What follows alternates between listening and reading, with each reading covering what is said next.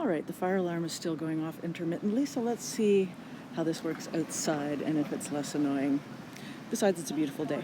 Okay, so here's the diagram that we started with, and I want to show you how I would like to see you doing the flow augmenting path. The benefit of this is that you know when you're done, and it takes exactly the same amount of time. So don't worry about it seeming at first like it takes longer. What we do is start by making a set of all the vertices that are reachable from S. So A, B, and C are clearly in that set because they have unused capacity at the beginning. It's easy to tell. Then we look at each of these vertices that we just put in the set in turn and see if they have unused capacity going anywhere. So from A we can go back to S, but that's silly, we never do that. We can go to F or we can go to D. And there's unused capacity going to F or D. So we add F, D into the set. Oh, that's not a D. And I like to put a little check mark under the A so I remember that I checked it so that I don't keep rechecking things. Next vertex is B. From B, we don't want to go back to S, but we have unused capacity to D. It's already in the set. So I put a little check mark under the B. From C, we can go back to S, but that doesn't help. We have unused capacity over to E, so we add E to the set, and C is checked. From F, hopefully you can see that we can get to T, and you can stop when you reach T because we want a flow augmenting path, and if we can get to T, then we found one. Perhaps I better not. And every vertex is in the set, so everything is reachable from the source at this point. And we're going to be good and write down our flow augmenting path. At the point we got to T, we had gone through A and then D, I think. So we're going to have the same augmenting path as before, which is fine. From S to A to D to T. And the capacity is 1, and we update accordingly.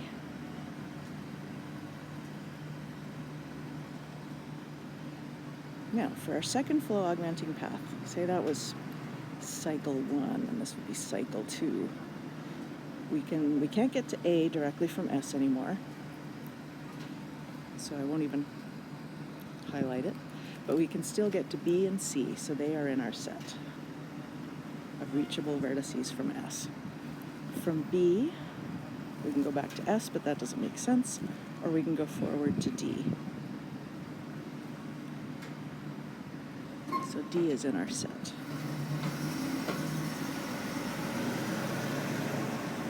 And B has been checked. From C, again, we don't want to go back to S, but we could go to E. So now we've checked C.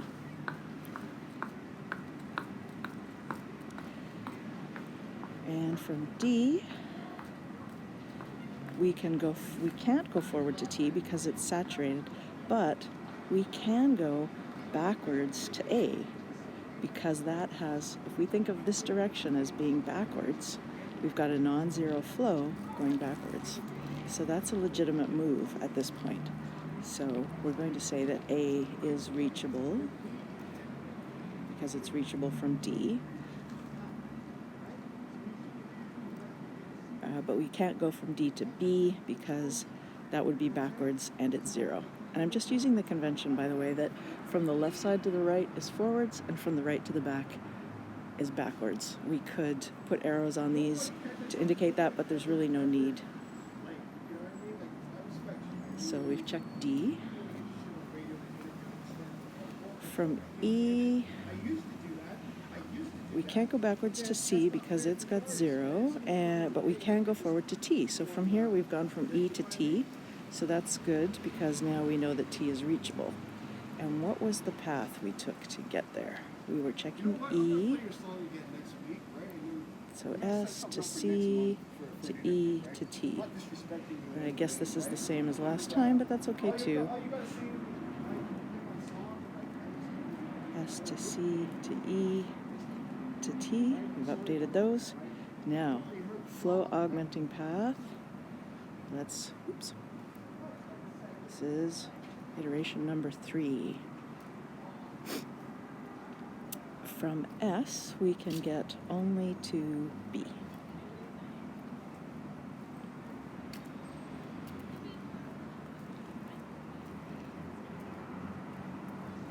From B, we can go forward to D or backwards to S, which is silly. So we've got D, and B has been checked.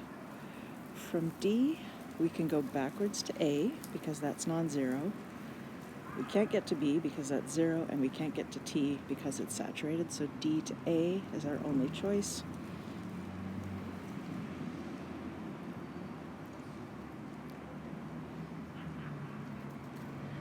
From A, we can't go to D because that's saturated, but we can go to F. We won't go backwards to S, so A to F is our next entry in the set.